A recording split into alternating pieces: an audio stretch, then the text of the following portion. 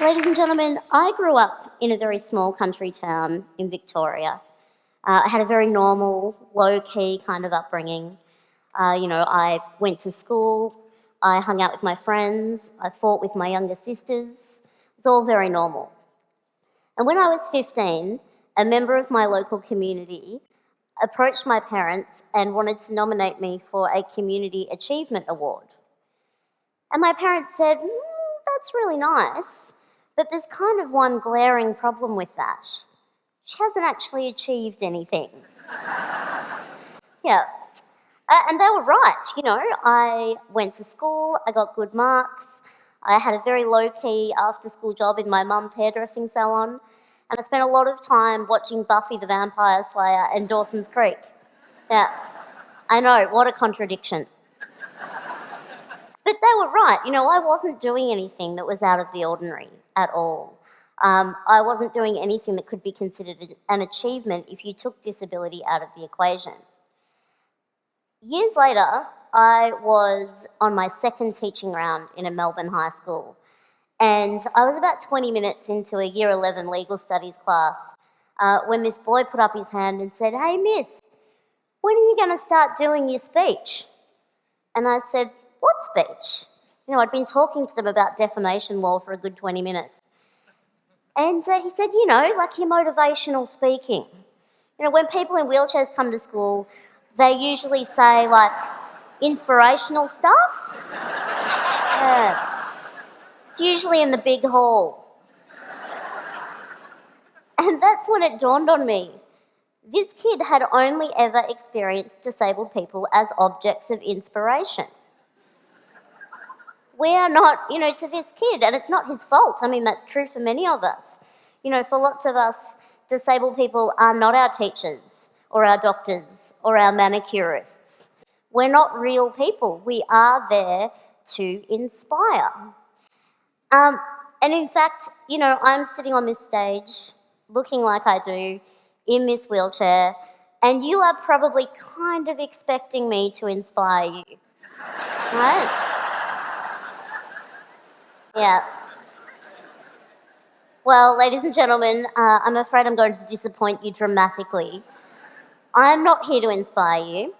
I'm here to tell you that we have been lied to about disability. Yeah, we've been sold the lie that disability is a bad thing. Capital B, capital T. It's a bad thing. And to live with disability makes you exceptional. It's not a bad thing. And it doesn't make you exceptional. And in the past few years, we've been able to propagate this lie even further via social media. You may have seen images like this one. The only disability in life is a bad attitude. Or this one. Your excuse is invalid, indeed. Or this one. Before you quit, try. Yeah.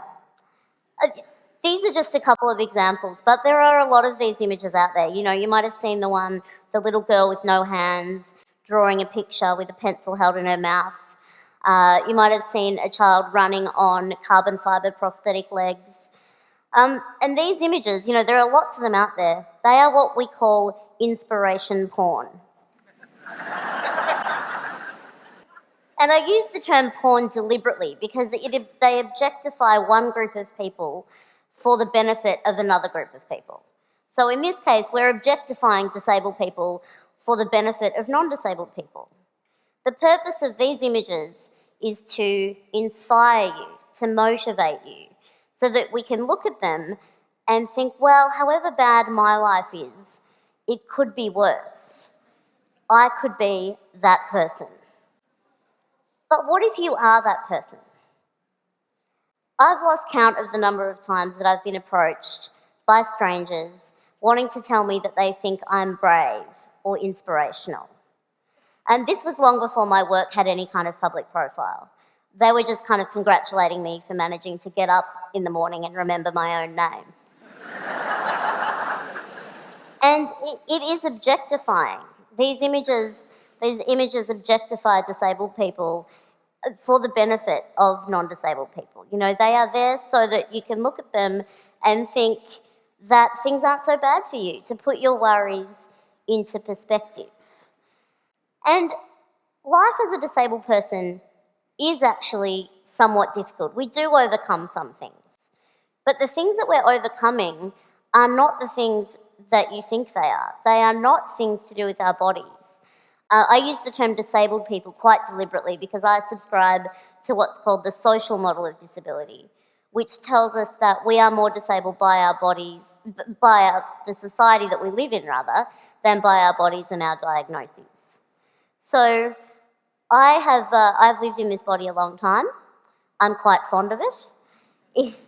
It does the things that I need it to do, and I've learnt to use it to the best of its capacity, just as you have.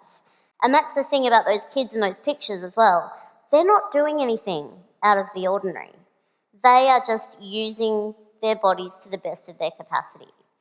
So is it really fair to objectify them in the way that we do, to share those images? People, when they say, you're an inspiration, they mean it as a compliment. They mean it as a compliment. And I know why it happens. It's because of the lie. It's because we've been sold this lie that disability makes you exceptional. And it honestly doesn't. And I know what you're thinking. I'm up here bagging out inspiration. You're thinking, geez, Stella, aren't you inspired sometimes by some things? And the thing is, I am. I learn from other disabled people all the time. I'm learning not that I'm luckier than them, though. I am learning that it's a genius idea to use a pair of barbecue tongs to pick up things that you drop. I'm learning that nifty trick where you can charge your mobile phone battery from your chair battery. Genius.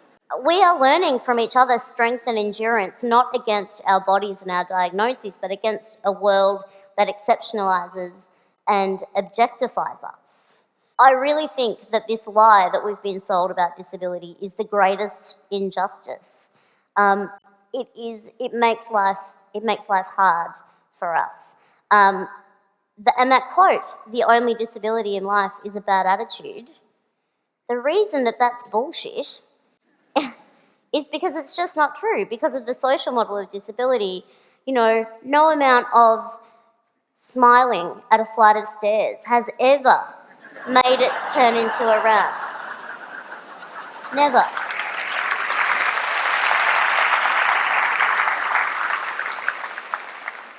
Smiling at a television screen isn't going to make closed captions appear for people who are deaf. No amount of standing in the middle of a bookshop and radiating a positive attitude is going to turn all those books into Braille. It's just not going to happen. It's just not going to happen. I really want to live in a world where disability is not the exception but the norm. I want to live in a world where a 15-year-old girl sitting in her bedroom watching Buffy the Vampire Slayer isn't referred to as achieving anything because she's doing it sitting down. I want to live in a world where we don't have such low expectations of disabled people that we are congratulated for getting out of bed and remembering our own names in the morning. I want to live in a world where we value genuine achievement for disabled people. And I want to live in a world where a kid in year 11 in a Melbourne high school is not one bit surprised that his new teacher is a wheelchair user. Disability doesn't make you exceptional, but questioning what you think you know about it does. Thank you.